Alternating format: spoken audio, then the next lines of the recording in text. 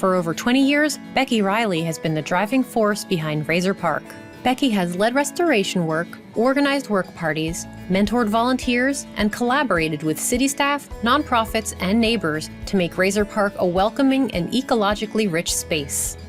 Often giving up to 40 hours a week, she educates and inspires because she believes in protecting ecosystems for future generations. So I got involved out here 25 or 30 years ago now because there were some proposals to really develop this part of the Greenway, and I was new to the neighborhood and riding my bike through and really enjoying the river and the peacefulness of this place, and I heard about this plan to pave it and put in a big industrial style soccer facility. I didn't like the sound of that. I really was more interested in seeing the river developed as a natural area.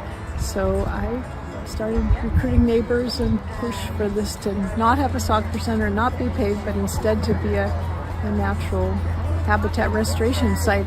It's just really exciting to have it really have come into its own as quality habitat, and that's been really the best reward of all.